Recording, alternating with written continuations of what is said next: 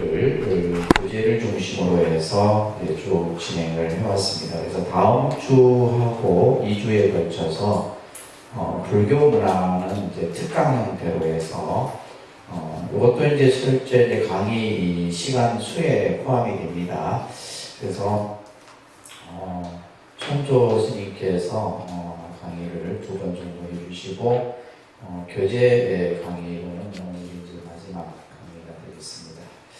지난 시간에 이제 대승불교에 대한 내용들을 계속해서 보고 있습니다. 그래서 대승불교가 어떻게 성립이 되고 또 이 대승불교의 여러 가지 그런 어떤 사상적 특징들 이런 것들을 여러분들이 좀 잘 정리를 해주셨으면 합니다. 교재 186쪽에 보시면 이제 대승불교 사상하면 첫째 불타에 대한 개념 변화다라고 하는 이제 내용이 나오는데 우리가 이제 부처님을 두 가지 관점에서 볼 수 있다고 했어요, 그죠? 크게는 인간적인 모습의 부타, 그죠? 또 하나는 이제 어떻게 보면 종교적 측면에서 절대적, 그 다음에 어떻게 보면 신적화된 모습의 부타의 모습, 두 가지의 형태로 볼 수가 있는데, 그래서 이제 이 초기 불교나 부파 불교에서는 인간적인 모습의 부타의 모습에서 이제 대승불교에 와서는 이제 부처님의 가르침, 그 진리를 시각화하는 형태의 모습에서 대승불교가 법의 불교에서 불의 불교로 변화했다라고 하는 부분, 그죠?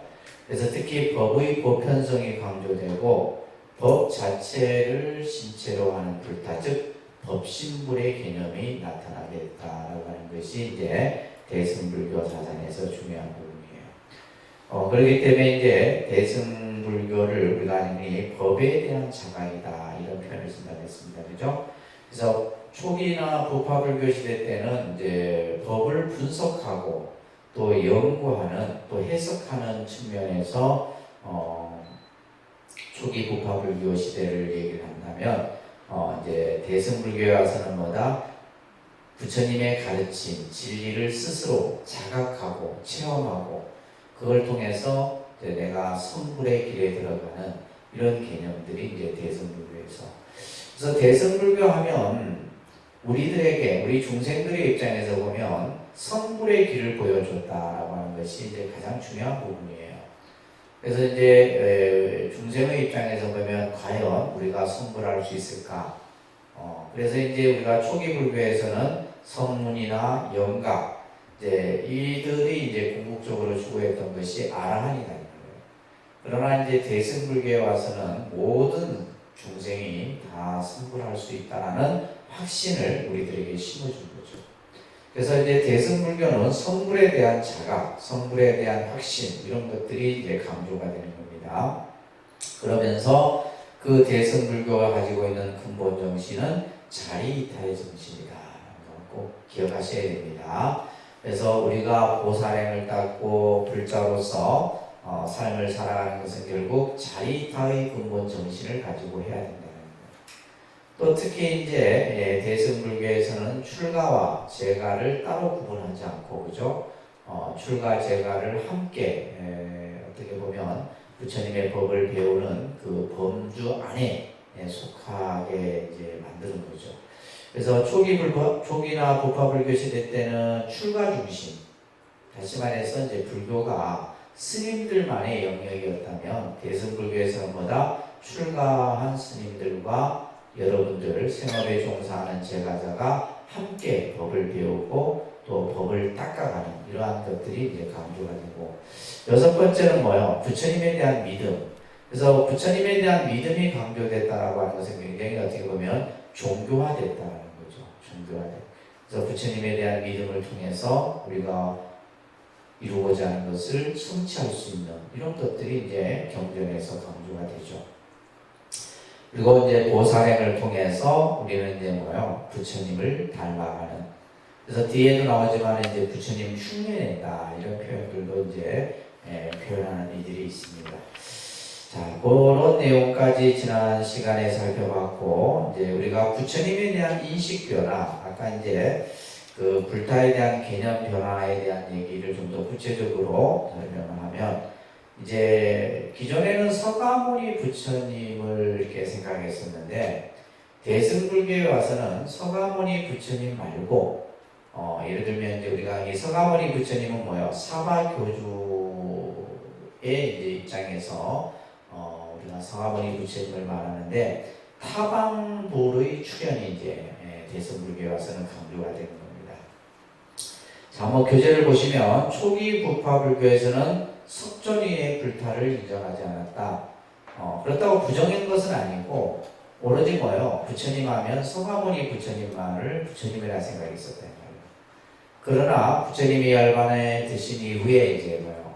부처님의 사리를 보신 불타, 그다음에 또 부처님의 성지, 예를 들면 뭐 탄생지라든지, 그다음에 뭐 깨달음을 얻은 그죠? 부다가야라든지 열반지라든지 이런 성지를 통해서, 여기서 중요한 말은 뭐냐면 종교적 욕구예요.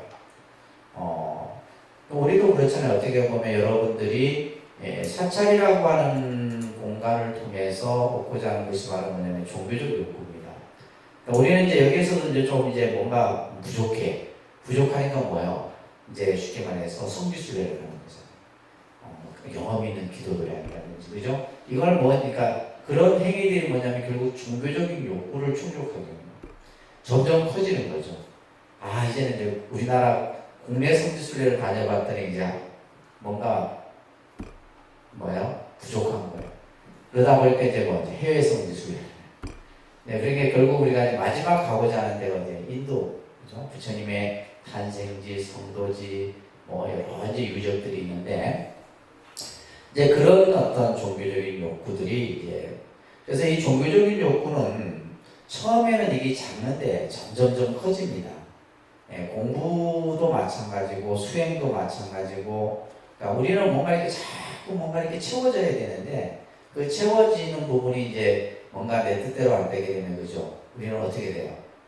딴 돈을 파는 거예요.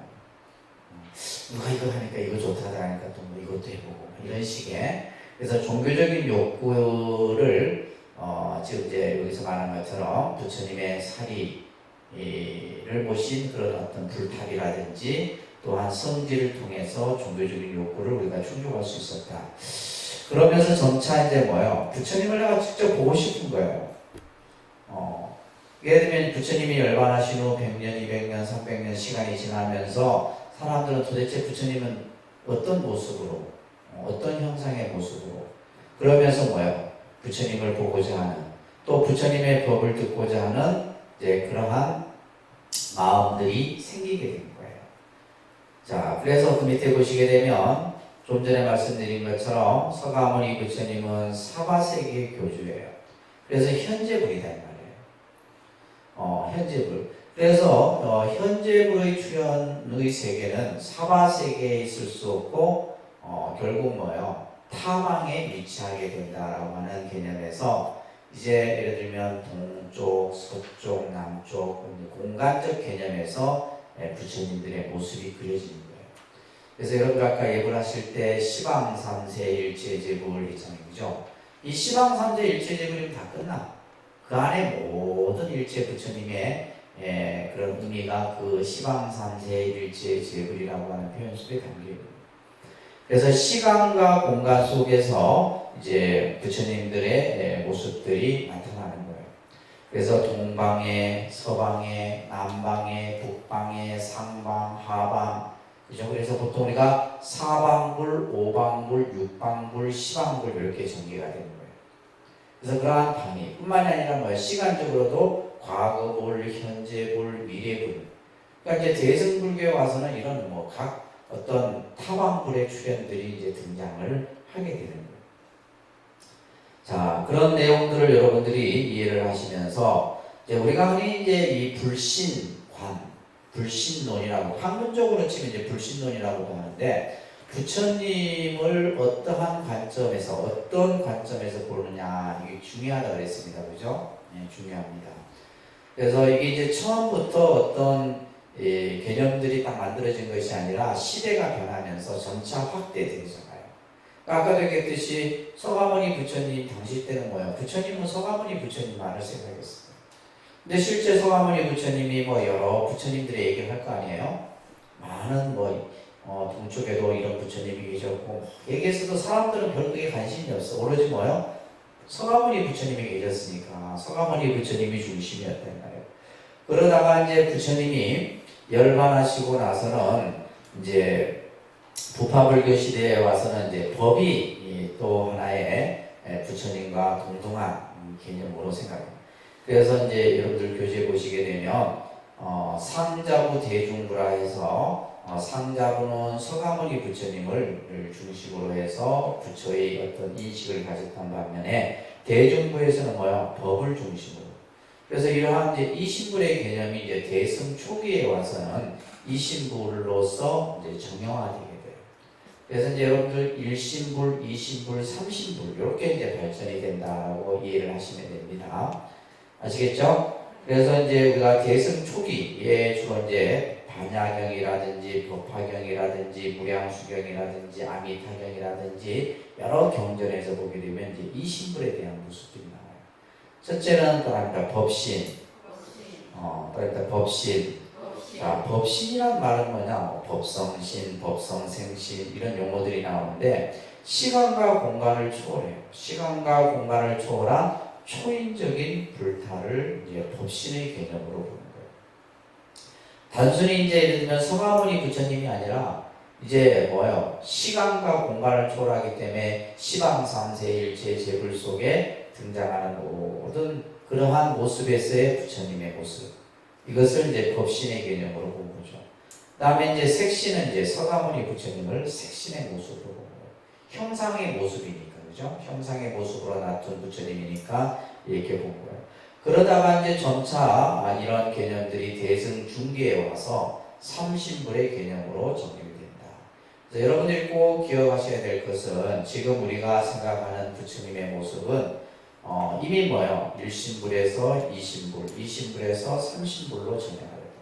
여러분들이 지금 이제 지금 이 시대에서 우리는 부처님을 3신불의 중심으로 해서 부처님의 모습을 여러분들이 볼 수 있어야 됩니다. 그래서 이제 특히 유식의 사상에서 3신불의 개념이 이제 이렇게 아주 정립되어져서 나타납니다. 따라합니다. 법신, 보신, 화신. 그래서 이건 외우셔야 돼요. 일단은 법신, 보신, 화신. 그래서 삼신불이 법신, 보신, 화신인데 그러면 법신은 뭐냐면 자 깨달음 내용 부처님의 말씀하신 법 그 자체를 뭐라 본다? 불의 본질로 보는 거예요. 그러니까 부처님의 형상의 모습이 아니라 진리 그 자체를 불의 본질로 보는 개념이 바로 법신불 사상이에요. 그래서 우리가 이제 이 법신불의 모습을 이제 비로자나불이라고 하는 부처님으로서 표현하는 겁니다. 따라서 청정법신, 비로자나불, 청정법신, 비로자나불이라고 하는 이 부처님을 그래서 비로자나라는 말은 광명이라는 뜻이에요. 광명이 두루 비친다 이런 뜻이에요. 그렇죠? 우리가 빛은 어디에는 비치고 어디에는 안 비치고가 없잖아요. 광명은 뭐예요? 모든 세계를 다 비추는 거예요. 이게 바로 법신불 개념이에요. 그래서 이것은 이제 바로 우리가 이제 비로자나 부처님을 모심을 통해서 이제 우리나라 사찰에 보게 되면 통도사 같은 경우는 대광명전이라는 광명이라는 말을 씁니다. 그다음에 해인사 같은 경우는 대적광전 이런 식의 정각들을 쓰는데 그게 전부 뭐예요? 법신불이 비로자나불을 보시고 이번에 이제 화엄사에서 삼신불, 이 삼신불, 법신, 보신, 화신, 삼신불이 국보로 진행이 됐어요. 목조로 조성이 된 부처님인데 조선시대 때 이게 아마 제작이 된 것 같아요. 근데 이런 어떤 정말 요즘에도 우리가 불상 하나 부처님을 조성하는 것에 많은 비용이 들어가잖아요. 근데 그 부처님 안에 이제 복장 유물이 있어요. 그 안에는 이제 몇 년도에 이것을 제작을 했고 누가 시주에 의해서 만들어졌고 했는데 그 기록이 나왔어요. 기록이 나왔는데 누가 그것을 시주를 했냐니까 왕실에서 후원을 해서, 그러니까 불상 높이가 한 3m 정도, 앉아있는 상태에서 3m니까 굉장히 크죠. 저희 이 삼천법당 부처님보다 한 2배 정도, 2배 반 정도 큰 불상이에요. 나중에 화엄사 가시면 아주 잘 보세요. 그래서 비로자나불, 노사나불, 서가모니불, 가장 이상적인 삼신불의 개념을 모셔놓은 데가 바로 화엄사. 그러니까 이제 화엄사 같은 경우도 이제 뭐 사찰 명칭에서 나와듯이 화엄사 같은 경우는 뭐요? 화엄사상. 다시 말해서 법신사상을 중심으로 해서 만들어진 사찰이 화엄사예요. 해인사도 마찬가지고. 이제 그래서 이제 이 비로자나불입니다. 그 다음에 보신불은, 자, 이 보신불은 어떤 부처님이냐면, 여기서 중요한 말은 뭐예요? 본원을 성취했다 이 말이에요. 본원. 다시 말해서 본원을 성취했다라는 말은 뭐예요? 원을 세워서 그 원이 성취된 결과로서 부처님이 되신 이제 붓다들을 보신불이라고 해요. 그래서 우리가 노사나불을 이제 보신불의 대표적인 부처님으로 보지만은, 우리가 이제 신앙적으로는 아미타 부처님이나 약사열의 부처님, 이런 부처님들은 전부 무슨 불이에요? 보신불이에요. 보신불. 그래서 원을 세워서 그 원의 공덕의 결과로서 성불에 이르신 부처님들을 이제 그렇게 표현하는 겁니다. 아시겠죠? 예. 그 다음에 이제 화신불은 이제 우리가 여러분들이 알고 있는 서가모니 부처님을 화신불이라고 그러죠. 화신이라는 것은 이제 몸을 변화해서 나타났다. 다시 말해서 중생의 모습으로 나타난 부처님을 화신불이라고 하는데, 그가 이제 서가모니 부처님을 1100억 화신이다 이렇게 표현. 그러니까 부처님의 몸을 나타난 모습이 1100억의 몸으로 나타셨다. 그러니까 예를 들면 이제 서가모니 부처님은 현재 불로서 서가모니 불이지만 그 이전에도 뭐요? 전부 여러 다양한 모습의 부처의 모습으로 중생을 제도하셨다는 거예요. 자, 이러한 이제 삼신부를 여러분들이 정확하게 이해를 하시면서 이 삼신부는 결국 보면 각각의 부처님이 다르냐? 아니에요. 여기서 중요한 가장 핵심은 삼신일체의 개념을 꼭 기억하셔야 돼요. 삼신일체. 그래서 이제 제가 예전에 한번 그림을 이렇게 그려드렸죠, 그죠? 법신이 이제 불의 본질로서 말 그대로 핵이에요, 핵. 근본이다. 그러면 이제 수행을 통해서, 원력을 통해서 부처가 되신 분을 우리가 보신불이라고, 그죠? 그 다음에 가지가지 다양한 모습으로 나타난 부처님을 뭐라 그래요? 화신불이다. 지금 이 그림에서 보면 큰 원 안에, 그죠? 그 다음에 두 번째 원이 있고 마지막 본체적인 원이 부처의 모습이 있다. 그러니까 결국 뭐냐면 법신과 화신이 같아야 달라요. 같은 거예요. 서가모니 부처님의 그 근본 당체는 뭐예요? 비로자나불이에요.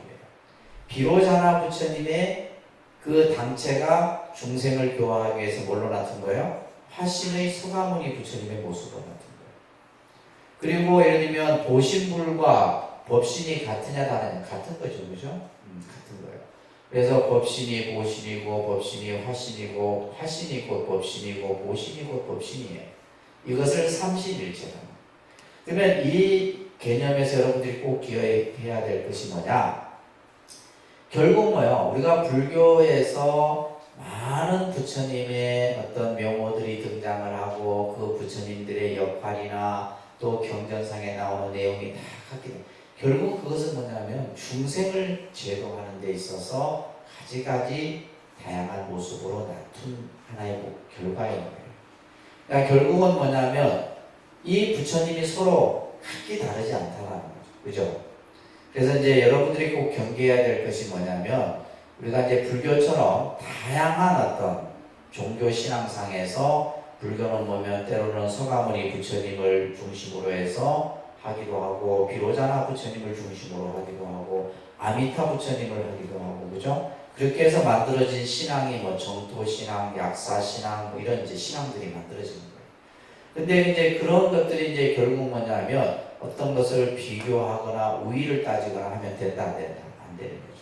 전부 하나의 모습입니다. 그러니까 예를 들면 이제 중생들이 원하는 바에 따라서 가지가지의 그것을 우리는 이제 뭐라 그래요? 방편이라고 얘기합니다. 뭐라 한다고요? 방편의 모습으로 이렇게 다양하게.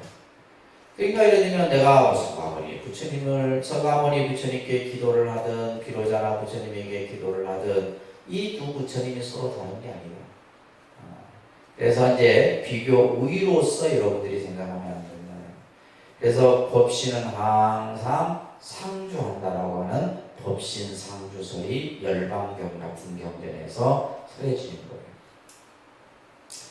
자, 그 다음 페이지 넘겨보시면 부처님 당시 때 제자들이 생각하는 그죠? 부처님을 생각하는 데 있어서는 생신으로서의 열애, 다시 말해서 색신, 형상이 있는 모습으로서의 열애. 그렇죠? 왜냐면 중생들 입장에서는 부처님 하면 서가모니 부처님을 떠올 수밖에 없는 거예요. 그러니까 이제 생신으로서의 열애와 또한 인간 속존의 한계를 뛰어넘는 절대 능력자로서의 열애라고 하는 두 가지 측면에서 부처님을 우리가 볼 수 있다는 거예요. 그죠? 그래서 앞에서 제가 서두에서 말씀드렸듯이 인간의 모습으로서의 붓다와 그죠? 절대 능력의 모습을 갖춘, 다시 말해서 신격화된 붓다의 모습. 지금 여러분들이 바라보는 붓다의 모습은 뭐예요? 신격화된 모습으로서의 붓다의 모습을 보는 겁니다. 그러니까 예를 들면 여러분들이 뭐 기도를 해서 내가 부처님께 기도를 올리고 해서 뭐가 성취되고 이런 생각을 하는 거예요. 그런데 사실은 우리가 기도를 하고 수행을 하고 하는 것은 결국 누가 하는 거예요? 내가 하는 거예요. 예를 들면 여러분들이 한다 해서 뭐 부처님이 이런 개념은 없다 이 말이에요. 내가 수행을 통해서 내가 그것을 성취하는 것이고, 그래서 우리가 이제 대승불교하면 뭐냐, 부처님이 흉내내는 거잖아요. 부처님을 따라하는 거예요. 내가 부처님을 따라하고 부처님이 했던 수행을 모방하고 그러면서 내가 뭐가 되가는 거예요? 점점 부처의 모습으로 닮아가는 거죠. 이게 대승불교예요. 아시겠죠? 그래서 이제 이러한 모습으로 볼 수 있다. 그래서 붓다의 모습은 시간의 흐름에 따라서 뭐와 뭘로? 불과 법의 모습으로 나타나는 거예요. 그러니까 이제 금강경 같은 데서는 중생들이 자꾸 형상의 모습으로 부처를 보려고 하니까 부처님께서는 형상으로 모습으로 또 소리로서 그죠? 형상으로나 소리로서 열애를 볼 수 없다. 진짜 열애는 어디에 있어요? 내 안에 있다. 형상 속에 있는 것이 아니라 내 안에, 그죠? 내 안에 진짜 참 열애의 모습이 갖춰져 있는데 우리는 자꾸 바깥을 향해서 뭔가를 찾으려고 해요. 그래서 이제 선에서 아주 유명한 말이 있는데 심의 모불이라는 거예요. 마음 밖에 달리 부처가 없다 이런 말이 있어요. 마음을 따로 부처가 없다 이런 거예요. 다시 말해서 그 말은 뭐예요? 너의 마음이 곧 뭐다? 부처다. 이런 얘기들이 이제 선에서 설해지죠. 그러니까 그런 얘기들이 서로 다른 게 아니라 우리가 공부를 하다 보면 다 같은 얘기예요. 그래서 우리가 서가모니 부처님께서 법을 깨달아, 그죠? 진리를 깨달아 부처가 되셨잖아요. 그래서 이제 불교가 사실 가장 강조하는 것이 바로 법입니다. 법, 다르마라고 하는 법이에요. 그래서 여러분들이 불교를 공부한다라고 하는 것은 단순한 지식을 배우는 것이 아니라 뭐예요? 진리를 배워가는 것이다. 그 진리를 배워서 진리를 깨닫고자 하는 데 있는 거예요. 그죠? 그래서 법의 보편성과 법의 영원성을 강조하는 그러한 가운데 우리는 열애와 보편성으로서의 법이 잘 조화된 모습으로서 부처님을 물어봅니다. 그래서 우리가 부처님을 보면서 우리가 여러분들이 절에 와서 법당에 모셔놓은 불상을 보면서 상으로 보면 그 사람은 부처님을 볼 수 없죠. 그죠? 여러분들은 뭘 봐야 돼요? 법을 볼 수 있어요. 부처님의 불상의 그 단순한 상이 아니라 지금 우리가 여기 모셔놓은 이 서가모니 부처님은 이 자체가 바로 뭐요? 불이면서 동시에 뭐다? 법이다. 아시겠죠? 그렇기 때문에 우리는 뭐요? 예경과 귀를 함께 합니다. 그런 이제 생각들이 여러분들이 있어야 되는 겁니다. 자, 그래서 이제 그러한 얘기들이 이제 대승불교에서 나오고 있고, 그 다음 페이지 넘겨보시면, 대승불교의 특색을 앞에서도 얘기했듯이 뭐다? 모두가 부처님을 따라하고, 부처님을 흉내내고, 그죠?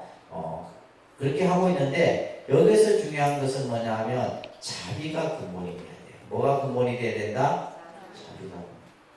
내가 수행을 하는 데 있어서도 자비가 근본이 돼야 되지, 수행 자체가 근본이 되면 안 돼요. 예를 들면 절을 하는 사람이 절하는 행위에 그 목적이 있는 게 아니라 뭐예요? 절을 하는 그 가운데 뭐가 있어야 돼요? 자비가 바탕이 돼야 돼요. 그래서 대승불교는 자비의 개념을 중요하게 얘기를 합니다. 그래서 우리는 이제 부처님의 흉내를 내므로써 우리도 또한 뭐가 될 수 있다? 성불할 수 있다라는 믿음과 확신을 가지게 되는 거예요. 특히 이제 이러한 개념이 이제 나타난 것이 바로 뭐냐면 수기입니다. 수기. 그래서 특히 이제 이 수기는 법화경에서 강조되는 내용이에요. 법화경에. 법화경은 어떻게 보면 전체가 수기와 관련된 내용이라고 보시면 돼요. 그래서 수기라는 것은 뭐냐면 미래 성불에 대한 예언, 보증 이런 뜻이에요. 쉽게 말해서 보증 수포와 같은 거예요. 내가 예를 들면 수기를 받았다라는 것은 결국 뭐예요? 다음 생에 성불의 결과를 얻을 수 있다는 것을 확답받는 것과 같은 것이죠. 그래서 이제 법화경에 보면 부처님이 제자들에 대한 수기부터 시작해서 뭐 아라한의 수기라든지 그 다음에 500여인에 대한 수기라든지 큰 수기에 대한 얘기 나옵니다. 자, 사람들은 이렇게 생각했어요. 우리가 어떻게 하면 부처님처럼 될 수 있을까? 그죠? 어떻게 하면 성불할 수 있을까?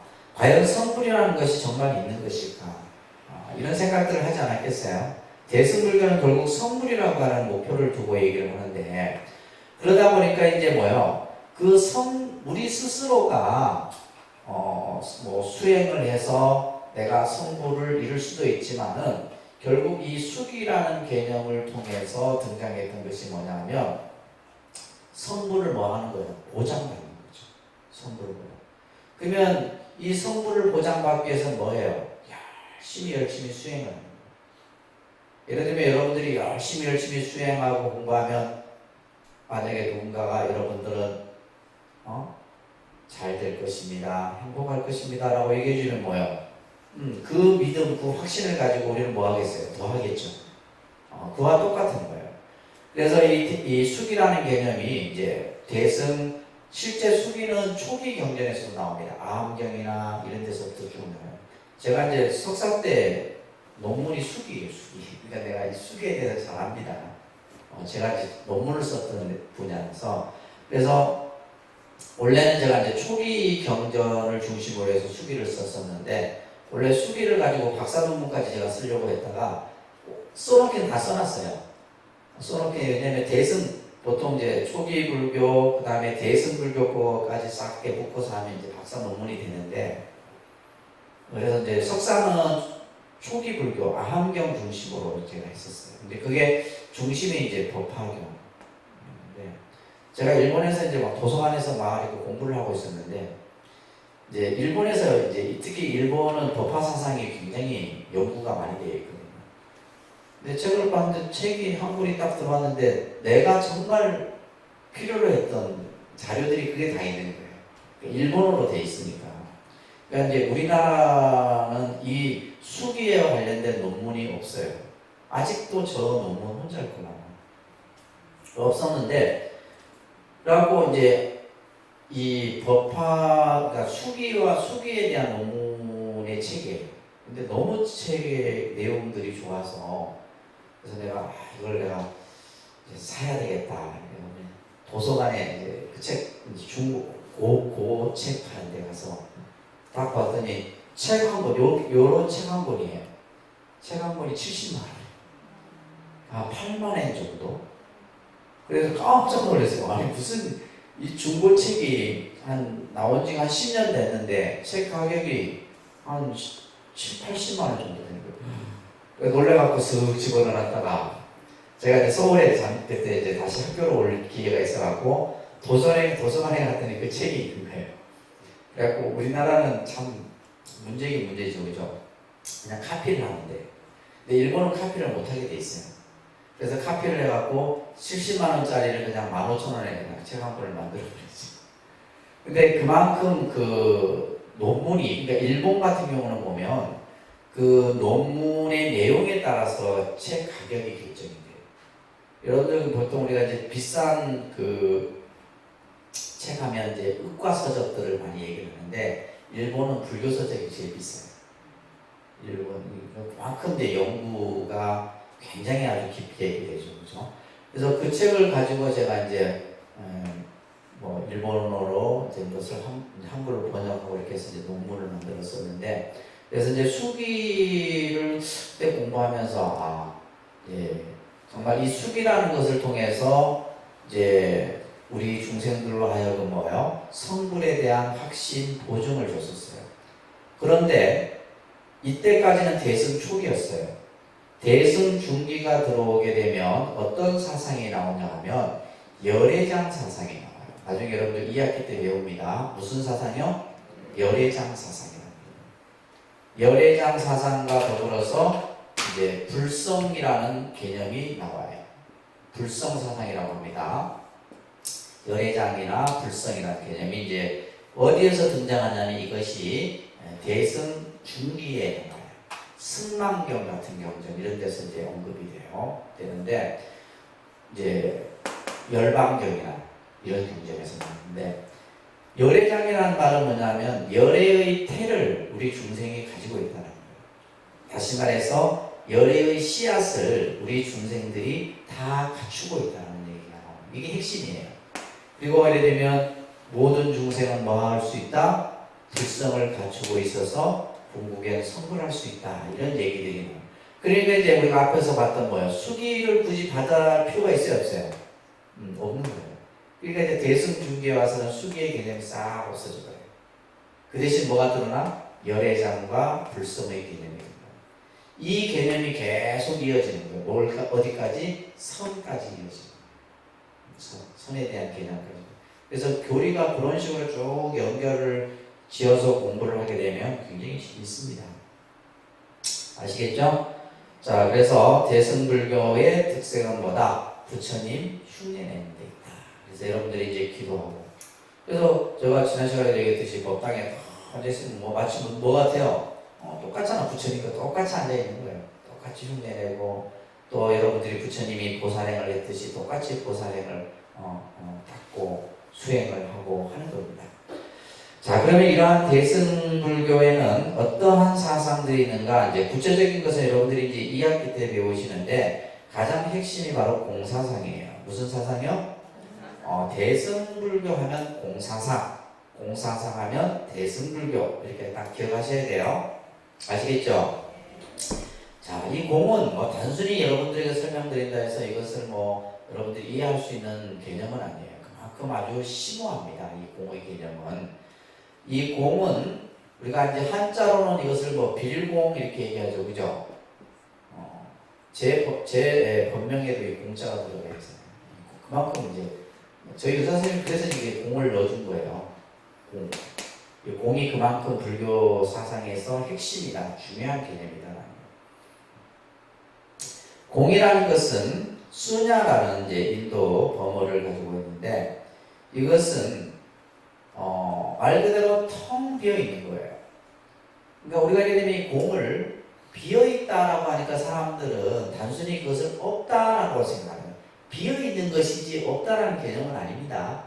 근데 중요한 것은 이 수냐라고 하는 이 단어를 중국 사람들은 이 공을 그대로 이렇게 번역을 하면 좋았을 텐데 중국 사람들이 좋아하는 한자가 무자예요, 무자.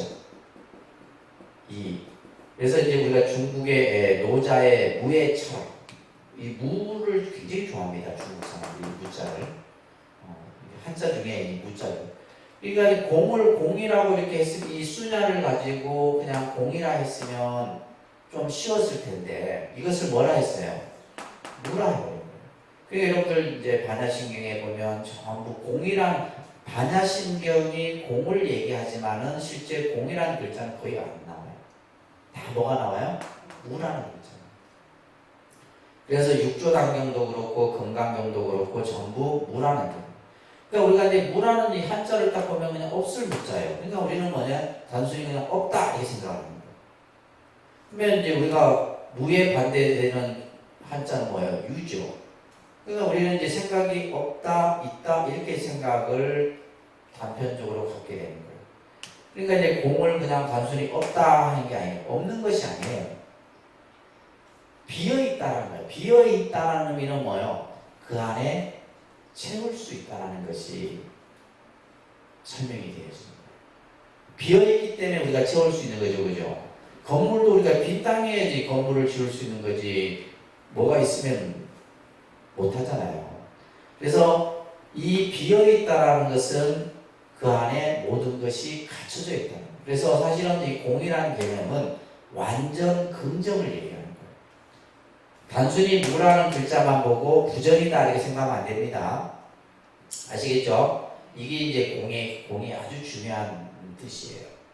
그래서 긍정을 나타내는 것이지 부정을 나타내는 거예요.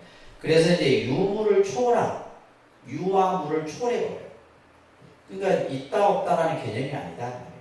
그 개념을 초월한 상태가 바로 뭐다? 공이에요. 그래서 아무것도 없는 상태로서 우리가 설명한 것이 여러분들 진공묘유라는 거 있어요. 그런데 진공묘유. 진공은 뭐예요? 우리가 텅 비어 있는 상태, 그죠? 진공 상태라고 하잖아요. 아무것도 없는 상태. 묘유라는 말은 아무것도 없기 때문에 그 안에 삼라만상 모든 것이 있다라는 거예요. 그래서 공을 이제 가장 잘 표현하는 말이 진공묘유라는 한자 네 글자입니다. 아셨죠? 그래서 공이 뭐냐? 바로 진공묘유다. 이 얘기하는 거예요. 이것은 수학에서 영과 같은 뜻이에요. 영은 부정이 아니에요. 그죠? 부정이 아니라 완전 긍정을 얘기하는 겁니다. 그래서 중생들이 사실 이 공을 잘 아무리 설명해도 이해하지를 못해. 그래서 부처님이 아주 가장 잘 비유로서 설명해 놓은 내용이 그 밑에요. 공을 뭐에 비유했다? 바람에 비유한 거예요. 자, 따라합니다. 바람은 모양도 볼 수 없고 붙잡을 수도 없지만 그렇다고 아무것도 없는 것은 아니다. 이 말의 의미를 그냥 단순히 읽으면 잘 모릅니다. 공이라는 것은 바람에 비유를 했는데 바람이란 그죠? 우리가 바람이 지금 불고 있잖아요. 근데 이 바람은 모양도 없어. 그리고 이 바람을 우리가 잡을 수도 없다 이 말이에요. 그렇다고 해서 바람이 없다고 그죠? 아무것도 없다고 말할 수 있는 것도 아니다. 이게 공이에요. 공이라는 것이 그냥 없다, 있다 이렇게 딱 단정지어서 얘기하는 게 아닙니다. 아셨죠? 자, 그러면 이 공이라는 것이 구체적으로 뭐냐라고 했을 때 그 다음 페이지 나오는 요 두 줄이 공을 가장 설명하는 내용이에요. 따라합니다. 일체법은 인연을 따라서 생겨난 것이므로. 자, 여러분들이 지금 정도 공부를 했으면 이 구절을 이해를 해야 돼요. 요 지금 읽었던 구절을 이해를 할 수 있어요. 지금까지 얼마나 많은 것을 배웠어. 일체법은 인연을 따라서 만들어진 것이다. 그죠? 모든 것은 전부 뭐예요? 우리가 이제 뭐예요? 이 세상이 뭐에 의해서 만들어져? 연기에 의해서 만들어진다. 우리가 학문적인 표현으로 하면 연기라는 말이에요. 인연이라는 말은 연기라는 말과 같은 말이에요. 그래서 모든 것은 뭐예요? 인연을 따라서 만들어졌다. 이 세상 어떤 것 또한 혼자 만들어지지 않는 거예요. 혼자 단독적으로 만들어지는 것이 아니라 원인과 결과, 그죠? 인과 연의 그러한 모습에서 만들어진 것이다. 인연이라고 하는 것은 어때요? 생겼다 없어지는 거예요. 그죠? 생겼다. 그 인연이 계속 지속되는 것이 아니라 인연이 닿으면 뭐예요? 인연이 닿으면 어떻게 돼요? 없어지는 거예요. 그래서 그것을 우리는 생멸법이라고 합니다. 무슨 법? 생멸법이란 말 들어보셨죠? 생겼다 없어지는 것이에요. 이 세상은 생멸의 현상입니다. 우리가 존재하는 이 모든 현상의 모습은 생멸의 현상이에요. 생겨나면 없어지고 없어지면 다시 생겨나는 거예요. 이게 바로 뭐예요? 연기고 이것이 바로 인연이다. 만나면 헤어지고 헤어지면 또 만나는 거예요. 그죠? 그래 안 그래요? 만나면 헤어지고 헤어지면 또 만나는 거예요. 이게 이제 바로 이것이 바로 이제 인연인 거예요. 근데 그렇기 때문에 거기에는 말합니다. 아체, 본체, 실체 다 같은 말이에요. 아체, 채자가 이 채자는 뭐예요? 근본, 바탕, 근본 이런 뜻이에요. 나라고 할 만한 근본, 또 본체라는 말을 우리 많이 쓰잖아요, 그죠? 그 본, 바탕, 또 실체면은 진짜 모습. 그렇게라고 할 만한 것이 없다 이 말이에요. 그러므로 공이다. 예. 여기서 중요한 것은 일체법, 인연, 그죠? 그 다음에 인연에 의해서 만들어진 것은 아체, 본체, 실체라고 할 만한 것이 없으므로 공이라 이름한다. 그래서 그 밑에 보면 말합니다. 무상, 무아, 공, 이렇게 전부 돼. 여기다 연기도 막 집어넣어도 되고, 전부 다 여기다 다 붙여지는 거예요. 그러니까 우리가 무상은 뭐나, 무상이라는 것은 뭐예요? 변하는 거죠. 이게 생멸이에요. 그러니까 무상이 바로 뭐다? 생멸이에요. 생멸 현상이 무상인 거예요. 그렇기 때문에 그 무상하다는 것은 아체, 본체, 실체라는 것이 없다. 이게 바로 무아예요. 무아의 개념이 그겁니다. 나라고 할 만한 실체나 본체나 없는 거예요. 그렇기 때문에 뭐다? 공이다. 이 공의 개념이 좀 더 나아가서 무자성이다라는 말까지 이제 하게 돼요. 하나님은 무자성.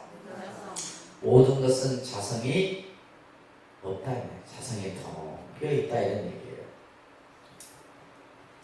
자, 우리가 허공이라는 것은 빈 공간을 얘기합니다. 그죠? 물체가 없는 공간을 허공이라고. 지금 우리가 지금 얘기 지금 내가 뭐에 지금 흔들고 있어요? 허공에 손을 흔들고 있어요. 허공이에요.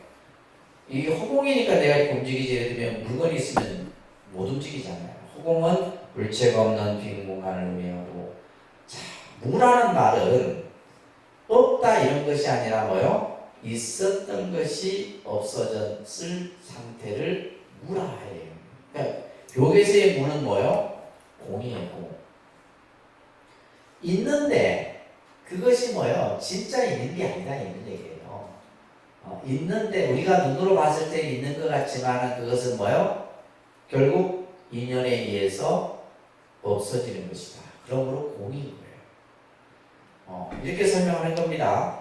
자, 예를 들면 우리가 이 컵이 있지만은 이 컵이라고 하는 것도 현상으로 보면 컵의 모습이 있지만은 우리가 예를 들면 깨달은 우리가 중생의 입장에서 보면 이게 다 있는 거예요. 다 있지만은 내가 수행을 해서 깨달았어.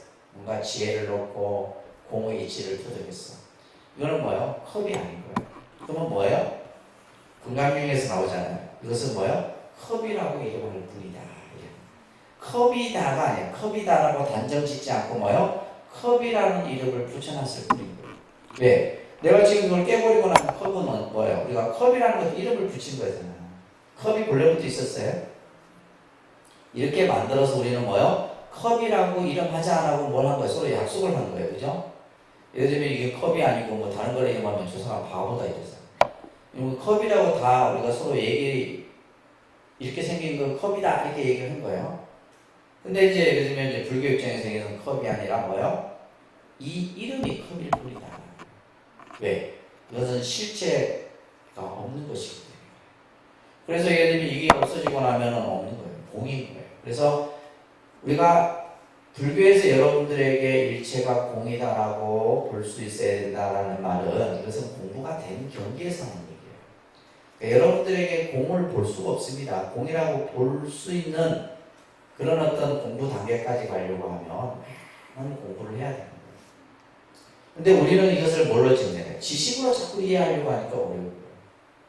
이거는 이제 그죠? 지식으로서 우리가 불교를 이해할 수는 없습니다. 지식으로 이해할 수 있는 건 없고, 그냥 여러분들이 이제 이런 개념들을 자꾸 듣고 경전을 보고 이렇게 하다 보면 조금씩 조금씩 내 어리석음이 깨우쳐져 가는 거예요. 따라합니다. 공은 허무가 아니고 허무의 개념이 아닙니다. 부정의 개념이 아니다 이 말이에요. 아시겠죠? 일체가 공이라고 관하는 것을 공간이라고 하는 거예요. 공간. 일체가 공이라고 관하는 거예요. 그래서 여러분들 관자재 고사리 깊은 반야바람 일타를 향할 때 오온이 공함을 비추어 만든 공간이에요. 반야신경이 첫 구절이잖아. 그 첫 구절의 관세음 보살이 뭐예요? 오온이 공함을 비추어 본 거예요. 그것을 공간이라고 합니다. 공으로 비추어 보는 것. 이것은 바로 뭐다? 진공묘유에 이친 것이다. 그래서 관세음보살님은 어떻게 했어요? 모든 괴로움으로부터 벗어났다. 괴로움을 건넜다. 이게 사실은 반야신경 첫 구절이 공을 가장 잘 드러내. 그러니까 예를 들면 이제 부처님의 그냥 21년 설법이고 한 줄에 다 담겨 있는 거예요. 부처님이 21년 설법이고 한 줄에 다 담겨 있는 거예요. 그러니까 우리가 그냥 피상적으로 그냥 문자로서 자꾸 이해하려고 하니까 이해가 안 되는 거죠. 그죠? 그래서 공을 허무라 이해하게 되면 악치공이라는 데 빠져요. 악치공. 그래서 일체가 공이니까 내가 열심히 살들 노력한 분들 뭐 하긴 다 일체가 공. 이게 악치공입니다. 공을 잘못 이해하게 되면 악치공에 빠진다. 그래서 공이라는 것은 뭐요? 완전 긍정이에요. 절대 긍정의 모습인데 이것을 그냥 허무하게 생각하고 그냥 모든 것을 그냥 부정적으로 생각해 버리면 그것을 악치공에 빠진다. 자, 이러한 이제 공을 경전에서는 이제 지금 여기서는 아공복공이라는 개념으로 씁니다. 그러니까 아공복공, 아공복공 이거 이공이라고 해요. 이공이고 금강경에는 삼공이 나와요. 그래서 아공, 법공, 금강경에는 뭐가 나냐면 구공이라는 개념이 나와요. 아공과 법공의 개념에다가 한 가지 더해서 구공. 구공이라는 말은 뭐냐면 공하다라는 것마저도 공해버린 상태. 이게 구공이에요. 그래서 금강경이 이 공의 이치를 드러내는 것이 금강경의 대의입니다. 그래서 공을 가장 잘 설명해 놓은 경전이 바로 무슨 경이다? 금강경이에요.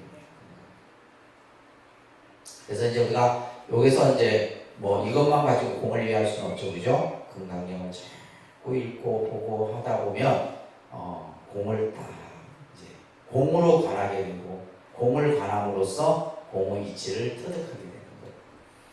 아공이라고 하는 것은 뭐예요? 내가 공하다 이런 말이에요. 쉽게 얘기해서 뭐예요? 나라고 할 만한 실체가 없다 이런 뜻이에요. 나라고 할 만한 실체. 우리 배웠잖아요. 나는 뭘로 이루어져 있어요? 4대 5원으로 이루어져 있잖아요. 그렇기 때문에 실체가 없는 거예요. 자, 예를 들면 우리가 이 몸뚱아리를 가지고 나라하지만 여러분들이 죽고 나서 한 줌의 죄가 됐을 때 그 죄를 가지고 나라할 수 있어요? 없어요? 그죠? 나는 공해버린 거예요. 없어진 거예요. 없어졌지만은 단순히 없어졌다라고 우리가 말을 하지만은 없어진 게 아니죠. 그래서 아공이라고 하는 것은 유정 가운데, 유정이라는 것은 생명이에요. 생명. 모든 생명 가운데 실체라 할 만한 것이 없다. 다시 말해서 무엇을 알아야 할 것이냐 이 말이에요.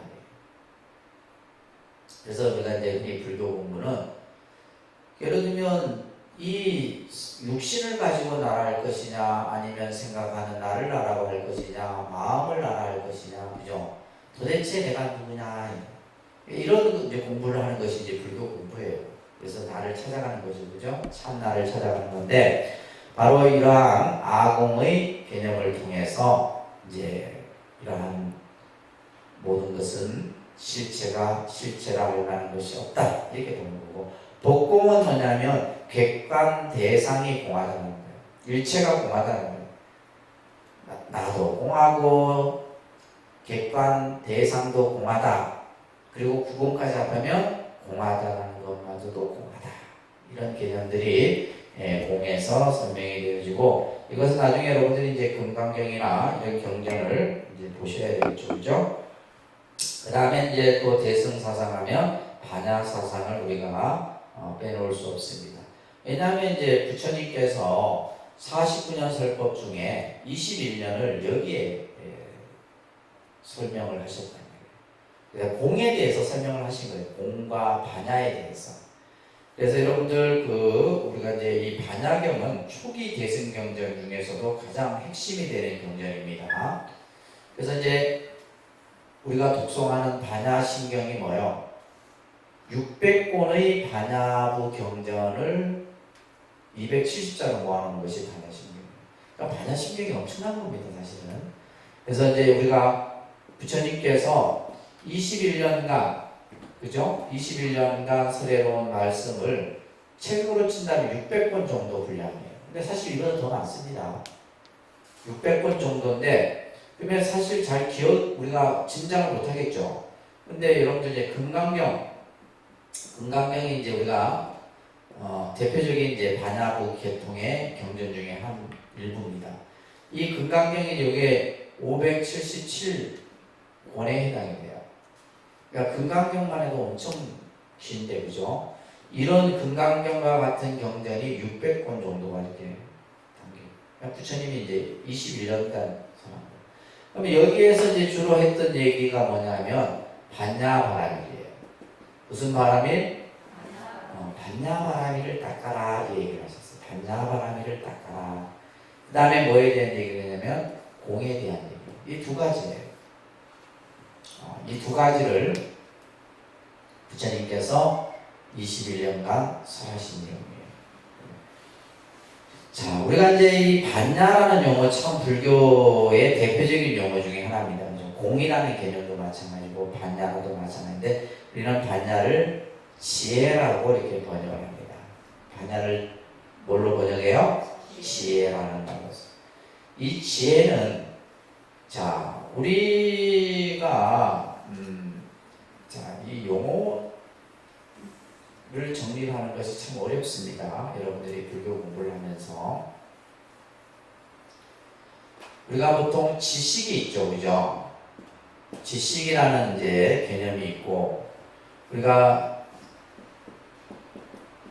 이 지혜라는 말이 있어요. 이 지혜는 이 알지자, 알해자를 써요. 지혜. 그 다음에 지금 우리가 말하는 지혜. 발음상 비슷하죠, 그죠?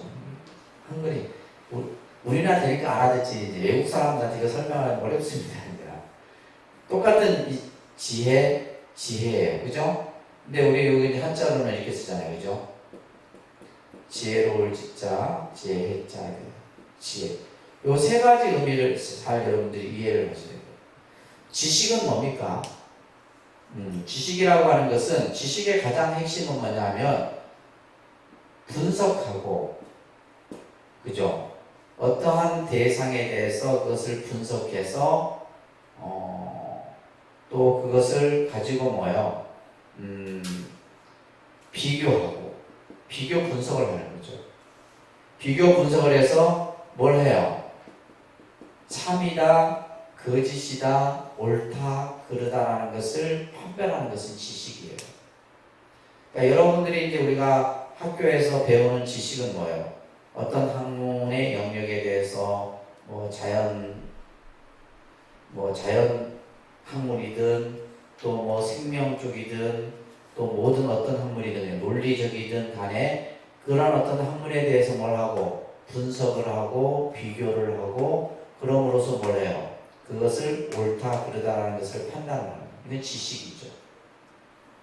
지식이고, 이 지식과 같은 개념이 이제 우리가 불교에서는 뭐라 하냐면, 불교에서는 지식이라는 용어를 잘 안 쓰고 이 지혜라는 말을 써요. 이 지혜는 뭐냐면, 우리가 이 용어는 사실 선에서 많이 쓰는데, 우리가 선에서는 뭐냐면 아르말이라고 해요. 뭘 한다고요? 아르마리. 이 아르마리라고 하는 것은 내가 무엇으로부터 듣고 보고 하면서 의식으로 생각을 일으키는 거예요. 그렇죠? 우리가 예를 들면 책을 보거나 책을 보면서 아, 이 내용이 이런 거구나. 내 생각이 딱 뭐가 만들어져요. 이게 뭐예요? 아르마리예요. 그래서 아르마리라고 하는 것은 이제 어떠한 다시 말해서 어떤 지식의 측면과는 비슷하지만은 그것을 뭐예요? 자기 객관화시켜버려요. 자기 주관화시켜버리는 거예요. 무슨 말인지 아시겠죠? 이게 굉장히 이제 우리가 위험한 거예요. 그러니까 똑같은 책을 보더라도 뭐예요? 똑같은 내용을 보더라도 각기 해석이 다 다르잖아. 그쵸? 각기 해석이 다 달라요. 이거는 뭐냐면 결국 이 지혜는 뭐냐면 주관적 분별이에요. 무슨 분별? 주관적 분별이고 지식은 이건 어떻게 보면 객관적 분별이에요. 분별인데 분별이 조금 달라요. 지식은 객관적인 보편타당한 거죠. 지식은 누구나 다 공감하는 거예요. 누구나 다 똑같이 이제 그러니까 지식 하나의 어떤 학문적 지식이 그것을 바탕으로 해서 사람들이 똑같이 공유를 하는 거죠. 반면에 이 지혜는 뭐예요? 주관적인 자기 생각이에요. 자기 생각이에요. 자기 생각 속에서 이것은 이렇고 저것은 저렇고 나누는 것을 뭐라 그래요? 이거 잘 기억하셔야 돼요. 이 개념. 이걸 이해를 해야지 불교의 지혜를 이해할 수 있는 거예요. 근데 이 지혜는 우리가 불교 반야의 지혜는 뭐냐면 지금 여기 핵심이 뭐예요? 객관적이든 주관적이든 뭘 한다? 분별을 한다. 분별을. 그러니까 분별을 한다는 것은 결국 뭐야? 시비를 나누는 거죠. 옳다, 그르다, 참이다, 거짓이다 라는 것을 나눠버리는 거죠. 근데 불교의 반야의 지혜는 뭐냐? 무분별이에요. 불교의 지혜는 무슨 뭐다고요? 그러니까 확연의 뜻이 다르죠, 그죠?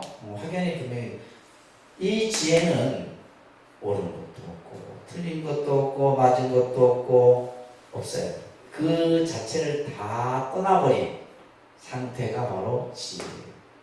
그러니까 시비가 있을 수 있어요, 없어요? 없어요. 갈등도 있을 수 없고, 그러니까 모든 우리가 생각하는 이러한 어떤 그래서 실제 이제 우리가 불교를 공부하고 하는 데 있어서 이제 이러한 의식을 우리는 분별 의식이라고 합니다. 무슨 의식이요? 이 분별 의식이 이걸로 인해서 사실은 여러분들이 번뇌가 일어나는 거예요. 번뇌가 일어나는 것은 이 바로 분별 의식 때문입니다. 그렇죠. 우리는 모든 대상, 모든 뭐 눈으로 보는 것이든 귀로 듣는 것이든 내가 입으로 느끼는 것이든 그죠? 그 대상을 접촉할 때마다 반드시 일어나는 것이 어떤 의식이에요? 분별 의식이에요. 좋다, 싫다, 나쁘다, 내 거다, 네 거다 다.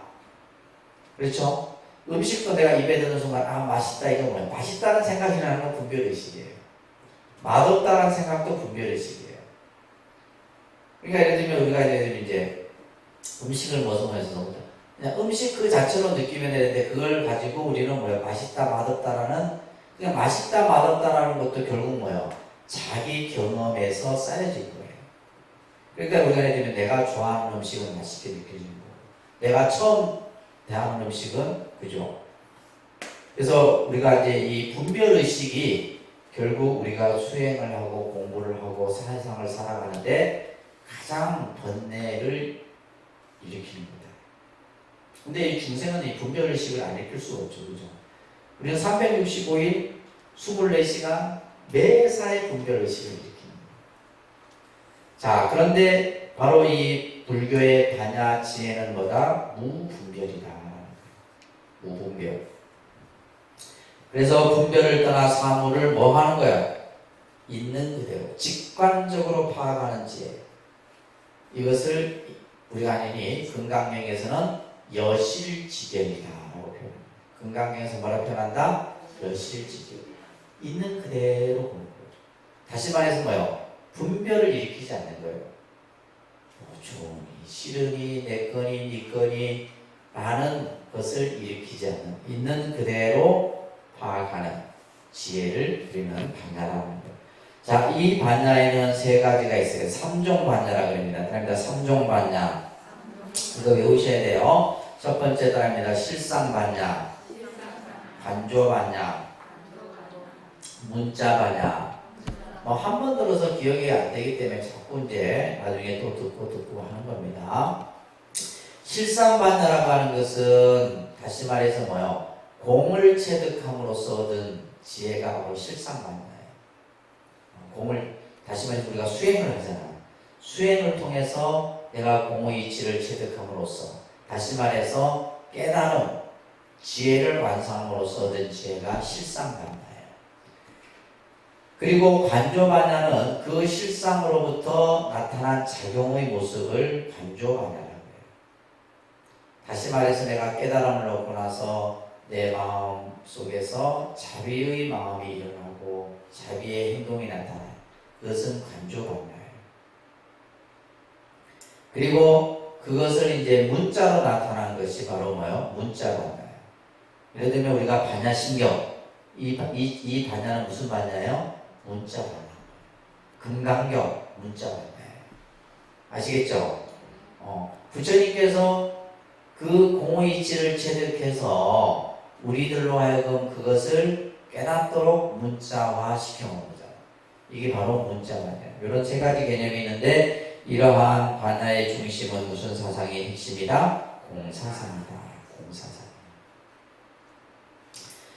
결국 부처님께서 이 공을 얘기하고 중도를 얘기하고 또 여러 이제 교리들을 얘기했는데 결국 핵심은 뭐예요? 우리가 배웠잖아요. 중생이 안고 있는 괴로움의 문제로부터 벗어나는 거예요. 이게 모든 핵심입니다. 그렇기 때문에 때로는 공을 설하고 연기를 설하고 또 뭐 마음을 설하고 이런 여러 가지 설법들이 나오는 거예요. 그래서 그 밑에 보시게 되면 존재론, 인식론적으로 말하면 공은 실체가 없는 거예요. 그죠? 공이라는 것은 실체가 없는 것인데 이것을 우리가 실천적인 측면에서 보면 뭐 하라는 거예요? 집착을 보이라는 거예요. 있는 게 아닌데 왜 자꾸 너희들은 있다고 이렇게 집착하느냐 이거예요. 진짜의 모습이 아닌데 실체가 아닌데 자꾸 왜 실체라고 집착하느냐. 그래서 우리가 이제 금강경도 그렇고 반야의 사상도 결국은 뭐예요? 집착하지 말아라. 집착. 왜 결국 뭐냐면 괴로움의 원인이 뭐라 그랬어요? 집착이라고 그랬잖아요. 집착. 괴로움의 원인이 집착이래요. 그래서 우리가 이제 이러한 공을 부처님께서 말씀하시고 중도를 얘기하고 반야를 얘기하는 것은 결국 전부 집착으로부터 벗어나도록 하는 가르침이다. 라는 얘기를 하고 있는 겁니다. 아시겠죠? 그 다음에 보시면 연기설 같은 경우도 여러 이제 연기 사상들이 대승 사상에서 나와요. 아레아 연기, 진여 연기, 법계 연기 이런 개념들은 이제 여러분들이 이제 공부를 좀 더 많이 하셔야지 할 수 있는 내용. 우리가 이제 초기 교설에서는 12연기, 그다음에 삼세양중, 인마선 이런 내용들을 우리가 봤었습니다. 그죠? 자, 오늘 또 우리가 좀 봐야 될 내용이 하나가 이제 중간 사상이에요. 대승불교 하면 공사상, 반야사상, 중도사상, 사상적인 측면에서 얘기할 때 이 세 가지가 핵심이에요. 그다음에 중간 사상. 우리는 이제 이 중간 사상을 초기 교설에서는 중도의 개념에서 설명을 하고 있던 거예요. 이 중도의 개념을 용수보살이라고 하는 이 용수보살, 대승불교 사상을 확립한 분이에요. 이 용수보살이 중론이라고 하는 저서를 써요. 중론 기가 막힙니다. 이 중론 정도는 봐야지 불교 공부를 할 수 했다라고 하는 거예요. 이 중론을 저서를 하시게 되는데 거기에서 이제 바로 이 중간 사상을 확립을 하게 돼요. 중론에 보게 되면 첫 번째 나오는 구절이에요. 소멸하지도 생하지도 않고 단멸하지도 상주하지도 않으며 같지도 다르지도 않고 오지도 가지도 않는 연기와. 자, 여기서도 연기라는 말이 나와요. 그죠? 연기는 곧 중도고, 그죠? 연기는 곧 공이고, 이게 다 연결되는 거예요. 그래서 누차 말씀드렸지만 불교 교리의 그 핵심은 뭐다? 연기다. 연기로부터 시작이 되는 거예요. 연기로부터 공도 나오고 중도도 나오고 다 나옵니다. 그리고 희론을 정별하고 상서로움을 선하신 완전히 깨달음을 얻으신 분이며 설법자 가운데 가장 훌륭한 그분께 나는데 그분이 누구예요? 서가모니 부처님께 예경합니다. 그래서 먼저 부처님께 예경을 하면서 이제 이 중도의 개념을 설명하는데 말합니다. 연기는 중도다. 공은 연기다. 이런 이제 뭐 수학의 뭐 공식화된 표현들이에요. 수학에서 공식적으로 이렇게 표현하는 것처럼 불교 교리에서도 연기는 곧 중도다. 공은 곧 연기다. 자, 이 개념을 여러분들이 정말 이해를 하면 불교를 조금 이해를 하는 거예요. 연기가 중도고 공이 연기고, 그죠? 그 다음에 무아, 무상, 무아, 연기 이런 이제 그 하나의 수학 공식화된 이런 표현들을 이해를 잘 하셔야 됩니다. 자, 이러한 이제 개념을 설명하면서 용수보살은 팔불중도설을 얘기합니다. 그러니까 팔불중도설, 팔불중도의 개념을 설명해요. 근데 이것을 설명한 이유가 이게 중요한 내용이에요. 팔불중도의 내용보다도 우리가 안고 있는, 우리가 인식하고 있는, 그죠? 우리의 인식이 안고 있는 모습. 다시 말해서 아까 무슨 의식이라 했어요? 분별의식이에요.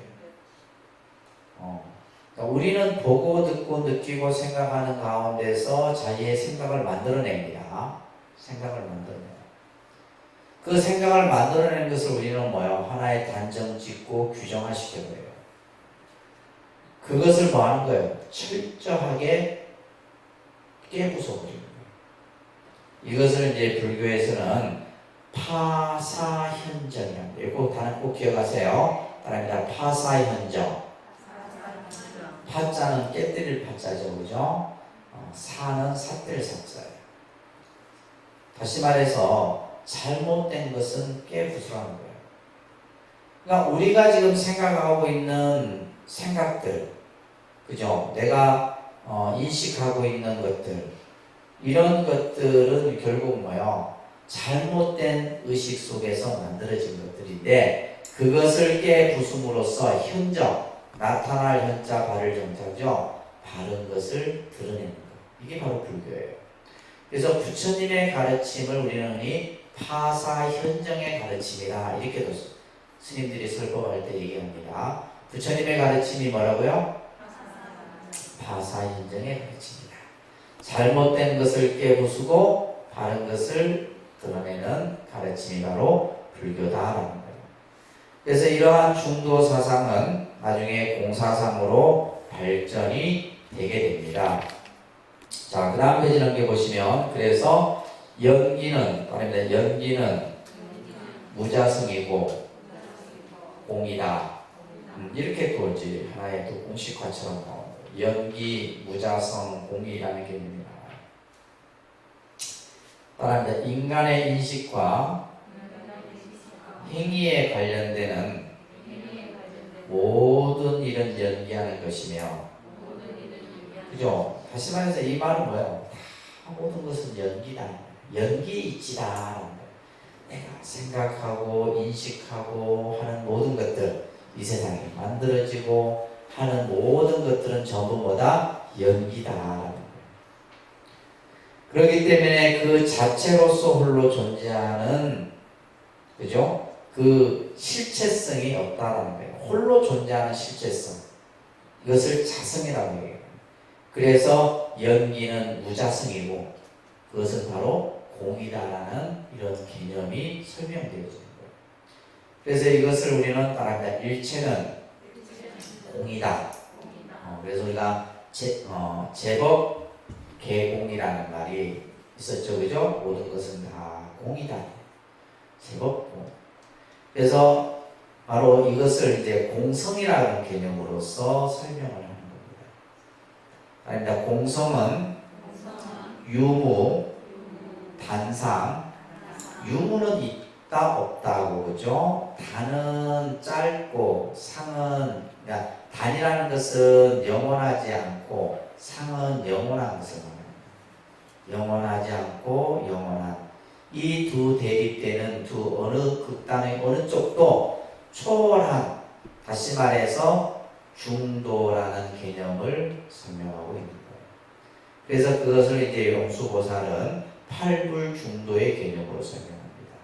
팔불중도, 그러니까 불생불멸, 불일불이, 불상부당, 불거불례.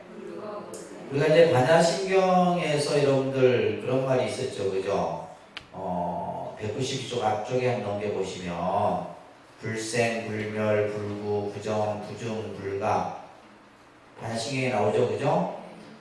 예를 들면 생도 공이요, 멸도 공이요, 깨끗하고 더러움도 또 늘어나고 줄어듦도 이게 전부 이런 것이 없는 것이 바로 그것이 공의 모습이다. 이제 반야신경에 나오는데 이런 구절이 이제 용수보살은 팔불중도로서 설명하는 거예요. 첫 번째가 불생불멸이에요. 이 세상의 삼라만상의 모든 생명은 인연 화배에 의해서 나타난다. 모든 것은 인연 화배에 의해서 만들어진다 이 말이에요. 그렇기 때문에 생과 멸은 뭐예요? 일시적인 현상에 불과한 것이다. 이건 다시 말해서 영원한 것이 아니에요. 일시적인 거예요. 그래서 우리가 태어나고 죽고 태어나고 죽고 태어나고 죽고 생멸 현상이 일시적인 모습에 불과한 것이다.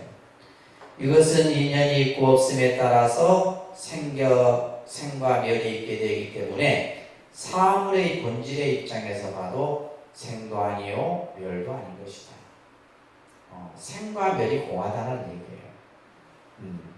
생멸이 불생불멸이다. 그래서 우리가 그런 말 하잖아요. 살아도 산 게 아니요 죽어도 죽은 게 아니고 이런 말을 하잖아요, 그죠? 살아도 산 게 아니고 죽어도 이 정도 얘기하면 그 사람 공의치를 서든합니다. 살아도 산 게 아니요 죽어도 죽은 게 아닌데 마찬가지로 이제 이 불생불멸이에요.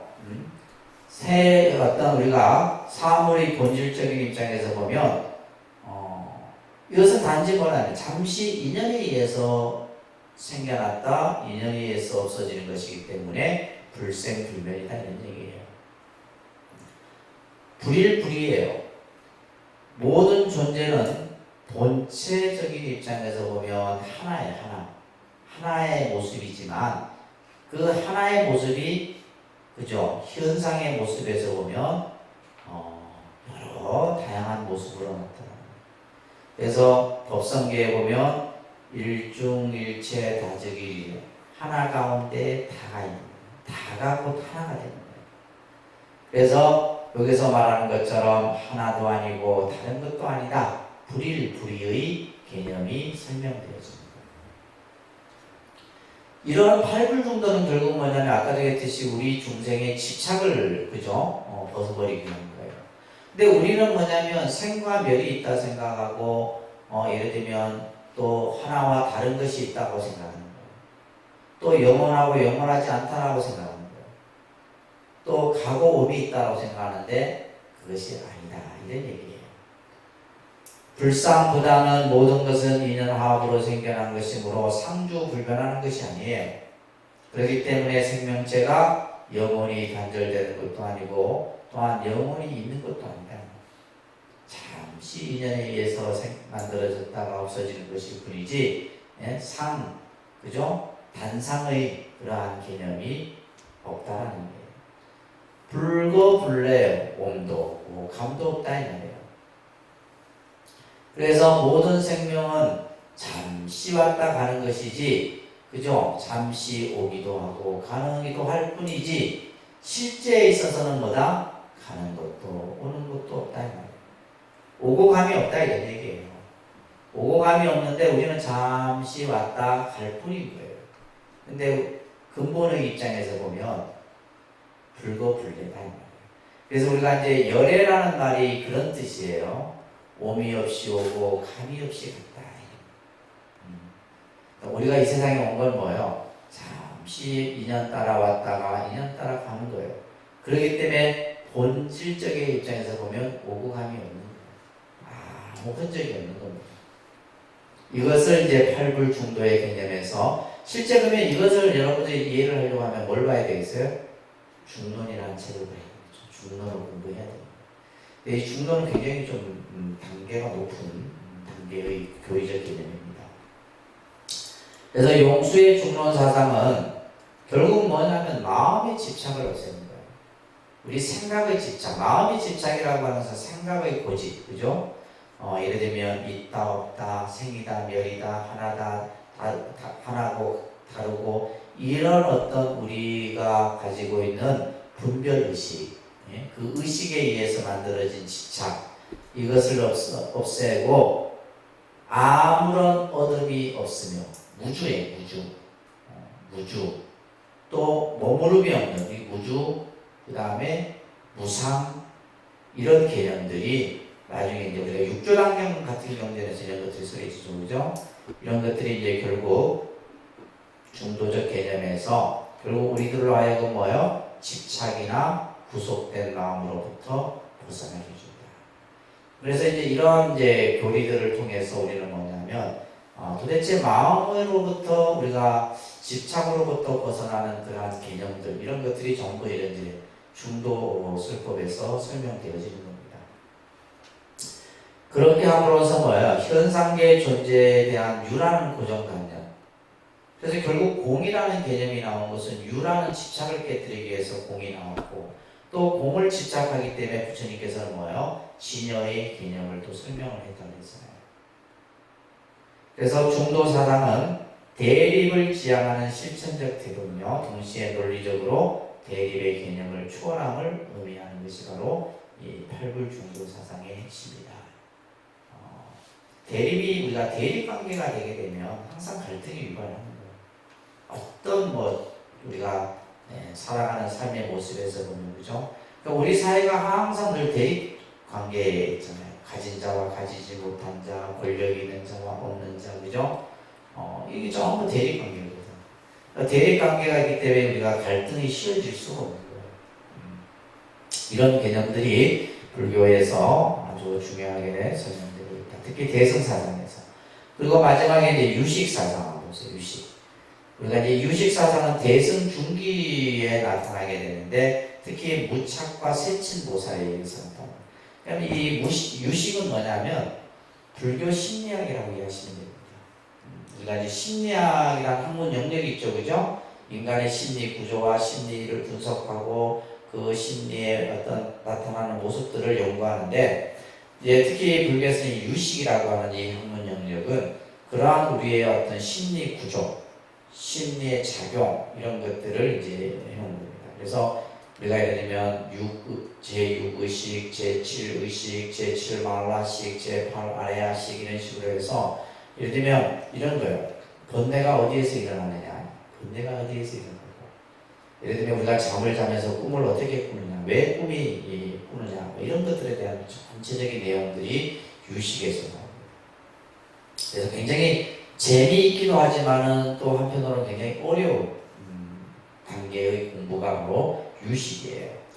그래서 이제 이 유식은 오직 모든 것은 식이다 라고 해서 이제 유식 이렇게 하는 거예요. 오직 식불이다, 이런 이제 주장을 얘기하는 겁니다. 그래서 이 유식 개념은 아까도 얘기했듯이 반야의 공사상이 훌륭하지만은 때로는 악치공에 빠지는 거예요. 그 악치공에 빠지는 것을 경계하기 위해서 이 유식의 개념이 나오게 된 겁니다.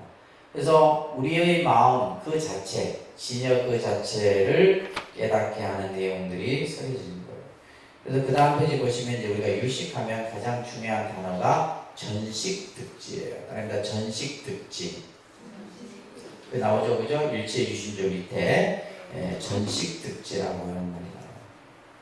아까 파사현정이라는 말과 아주 중요한 불교 용어 중에 하나입니다. 이 유식하면 전식득지야. 구를 전자죠. 전환한다 이런 말이에요. 식을 전환해서, 우리가 이제 식이라는 것이 이제 6의식에서 전오식부터 시작돼요. 전오식, 제6의식, 제7말라식, 제8 아레아식이라고 하는 이 식을 전환함으로써 결국은 뭐예요? 지혜를 얻고자 하는 겁니다. 결국 이 유식도 결국 궁극적인 목적은 지혜의 완성이다라고 여러분들이 보시면 됩니다. 이러한 개념들이 이 대승에서 이제 중요하게 다루어지는 내용들인데, 앞으로 여러분들이 이제 계속해서 경전이나 또 이제 교리적인 내용들을 통해서 공사상, 반야사상, 그 다음에 그죠? 또 무슨 사상? 중간, 중도사상, 그 다음에 연기, 유식 이런 개념들. 그리고 이제 실제 이제 이 학기에 들어가서 여러분들이 뭐 천태라든지 화엄이라든지 정토라든지 이런 사상들을 구체적으로 공부를 합니다.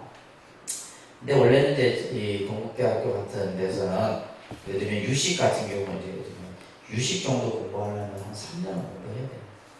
유식을 공부하면 예를 들면 이제 뭐 우리가 이제 도타사상이든 또 화엄이든 얼마나 그러니까 10년을 해도 모자라요.